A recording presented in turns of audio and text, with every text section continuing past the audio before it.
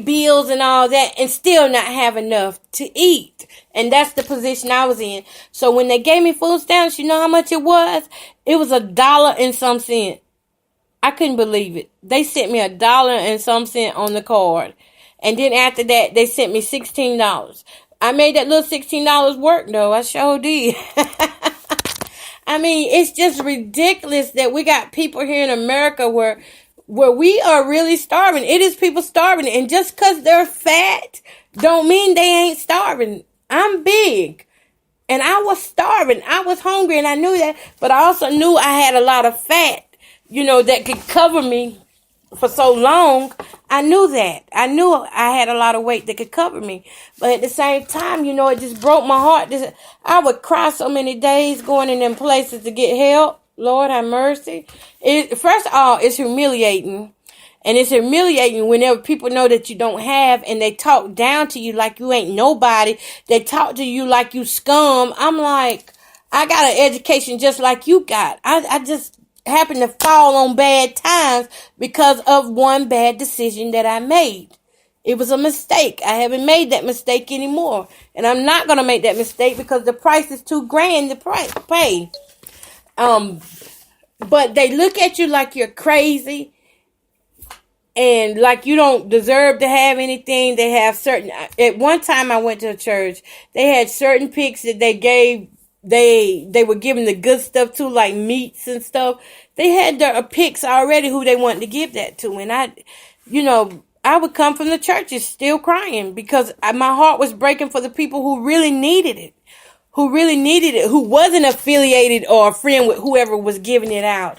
I'm telling you, it was just really a difficult time. And I thank God, this process has been a blessing to me. And I never took it in a negative way. I said, Lord, if you got me here, it's for a reason. I'm going to learn all I can while I'm down.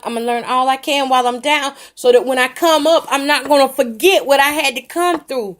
I'm not going to forget that. That's how I was. I'm not going to forget what I had, the battles, the sleepless nights, the hungry nights, the mornings when I would have to wake up and just maybe eat a piece of light bread to try to hold me till 12 o'clock or try to keep my blood sugars up. I never forget laying in the bed.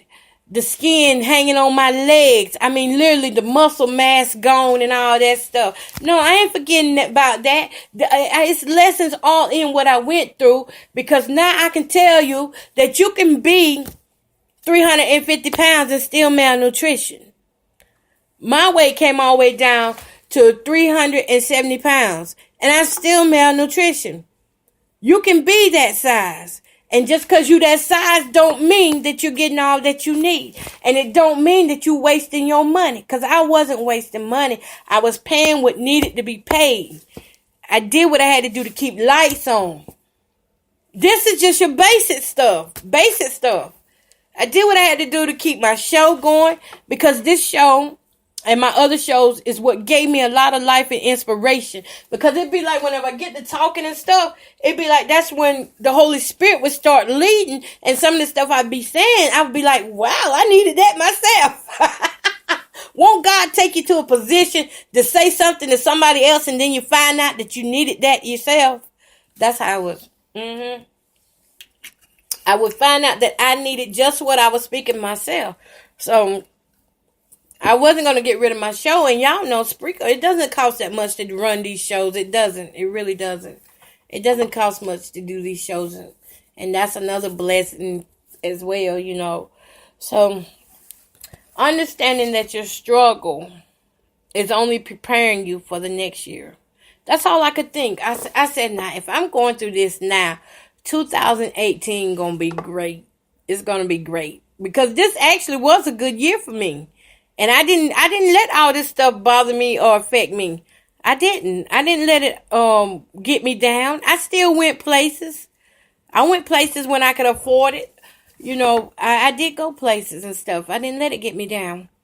So I'm hoping that I can do more in 2018 as far as helping those who need the help directly. And when I say directly, I mean mentally, mentally, because it was a mental thing. It was a mental thing about how I thought.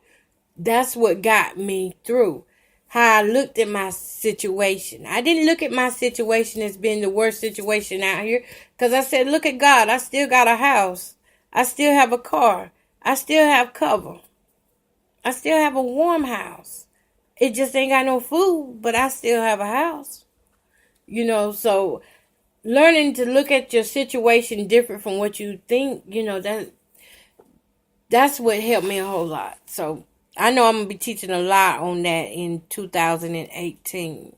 But y'all, I'm finna get off of here. I gotta go. I done been on here 50 minutes. I won't try and talk that long, but hey, it is what it is. So y'all, that was my best and worst of 2017. 2018, I don't know what's going to go on, but I'm hoping for the best. I'm praying for the best. I'm just praying for endurance again. For whatever comes my way, that the Lord will allow me to endure it.